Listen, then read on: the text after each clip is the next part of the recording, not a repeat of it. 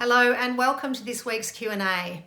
It's been a bit of a quiet week from all of you moving through the retreat at the moment. I have one question, but it's a good one, and I've also got a question for you. So I will progress straight on to reading the question.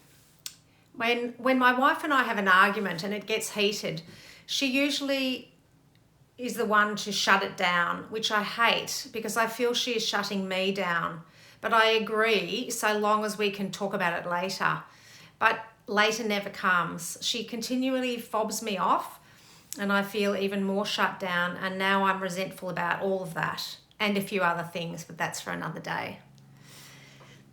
There's actually no question, but there's a response required clearly. So the things that I've got to say about this is, first of all, there's an argument and there's a behaviour. There's a coping behaviour here, and that is the shutting down. That the wife, when she gets flooded or overwhelmed in that heated conflict experience, her nervous system and her attachment system shuts down.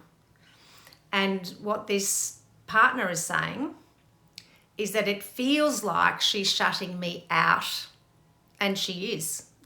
That is true. There's a wall has been put up, and that you are no longer able to access her, or her to hear and access you. So that is what I would call an unworkable strategy ongoing on her behalf. What we're really wanting to have happen here is for the conflict to either be resolved, or pause the conflict conversation before we get to that point. So really validating that it feels like you're being shut out, and on from your experience you are, that the shutting down is a coping strategy of protection, that the threat of the conflict becomes too great and overwhelm creates that need to go within and not be accessible at all. So that's for you to understand. It's very important that you understand why that behaviour has evolved for her. There's no point pursuing someone who's in that state. They're not accessible, and they're flooded, which means they are, full of cortisol and adrenaline. They're not able to access their thinking brain. Remember, we've got our emotion brain and our thinking brain. And when your emotional brain is running the show, you can't think. So there's no point trying to continue the conversation anyway. And that's not going to be good for you, because you'll get frustrated and feel more and more shut out, and you'll have your reaction, which I imagine would be pursuing and attacking. This sounds like a classic pursue withdraw pattern, the most common pattern in couples conflict. So you just need to be aware of what you're doing, and the next thing is, I think it's great that there's an agreement about, we'll talk about it later, and I do agree that when later doesn't ever come, that's not okay. So I think, again, the earlier you intercept the conflict, the better. And if it does get shut down, then just let you both settle down a bit, and then agree when, not later as in, at no confirmed time. You need to actually agree on a time.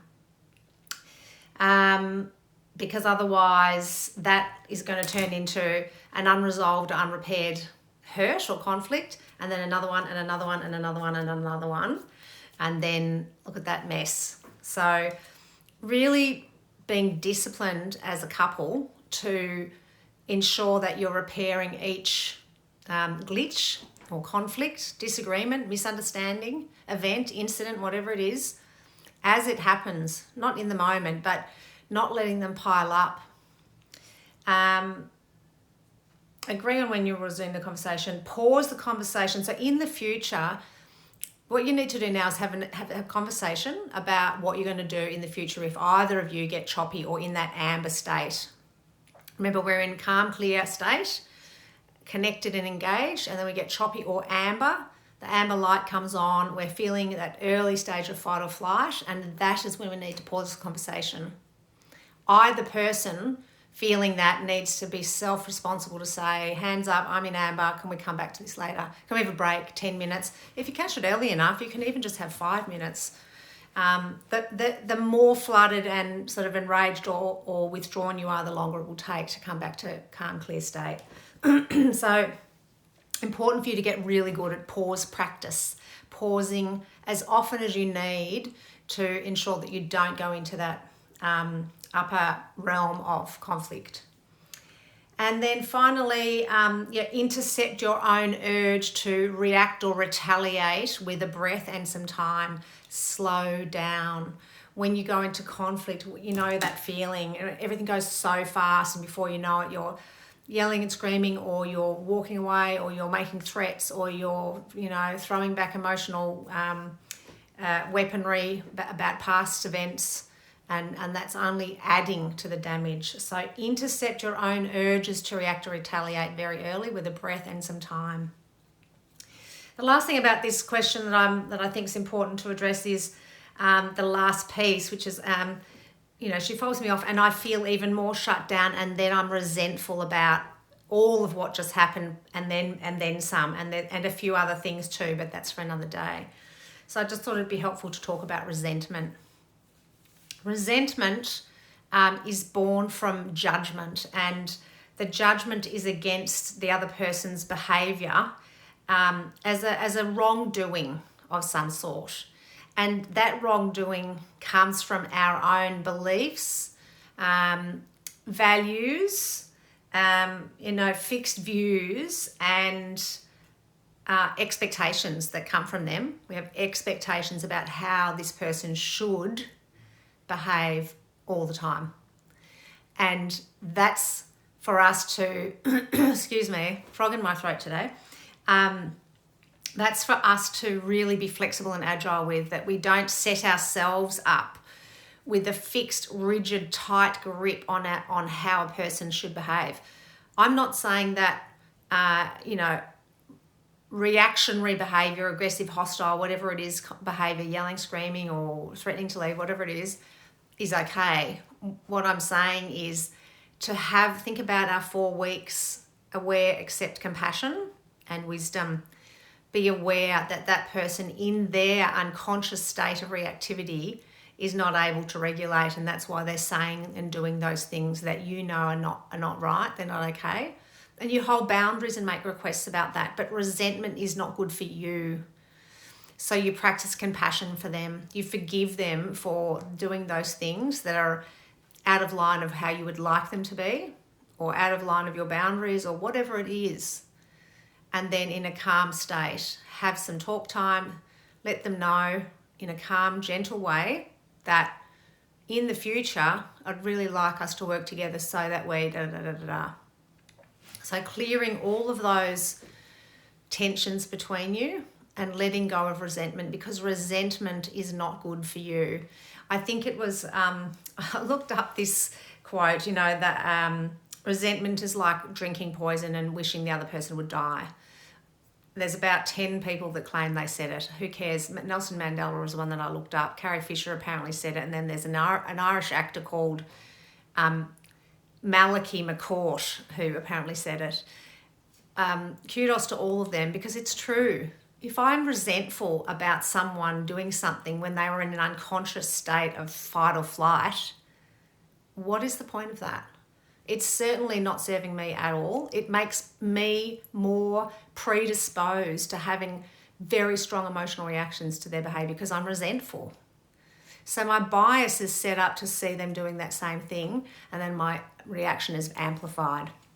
So check yourselves, my friends. Check yourself in terms of the resentments that you may hold towards your partner or a sibling or a parent or anyone, a colleague, anyone. It's not good for you. So neutralize it, clear it out. And here's how.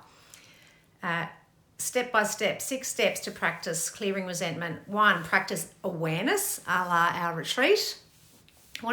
Be aware of your resentment. What is the narrative that underpins it and the beliefs? Practice validation and soothing of your hurt feelings. So say to yourself, it's understandable and it's fair enough that you felt that this happened, and validate what might have been happening for them. Practice acceptance that all people are different, and make behavioural missteps. Don't we all do that? Don't we all make behavioural missteps? Remember, behaviour is speech and action, and that speech and action starts as a thought. The thoughts are the seeds of our behaviour. 4, practice taking a balanced view of what happened. Are your expectations in the way of acceptance? You know, what was happening? What happened before that? Was the person not in a position to meet your expectations at that time? Were they realistic and reasonable? And 5, practice non-judgment towards how you feel and towards the other person. So this is not saying ignore how you feel. It's just saying if you feel disappointed or let down, that you acknowledge that, and you're not judging that by saying, I feel disappointed and let down, and I'm really angry about that. So that secondary emotion is the judgment, and that's where suffering lives, my friends. Suffering is when we say to ourselves how we feel is unjust and how dare they, and I won't accept it. That second layer of emotional reactivity towards how I feel is the problematic part. And lastly, practice forgiveness. So forgiving the person for letting you down, for disappointing you, for hurting you, for their behaviour, which we now acknowledge comes from their history, from their inability to regulate their emotional state in the moment, whatever it is. If you need more help with that, please let me know.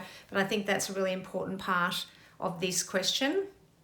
And that really wraps up this question for today. So I hope that is helpful. My question for you is, what is your unworkable coping behaviour? This is just off the back of this question about that the shutdown, the going within, the putting the wall up, the walking away, the threats to the relationship, the criticism, attacking. What is it that you do when you're in the corner, when you're in that polarised and positional state in a relationship? And again, it could be a primary relationship you're in now, it could be one that you were in before, and it could be a family relationship or a friend or a colleague. What is it that you do when you get triggered in relationship? And then think about, and remember, non-judgment, aware of what I do, accepting of what I do, and compassion towards myself for what I do. And with the compassion, underneath the compassion is understanding. Why do I do that? Where did I learn that? Maybe there was an event or an era, a period of my life where that behaviour or that part of me formed, and a behaviour from that part exists in service of protection of me in some way. So if I have a sensitivity to,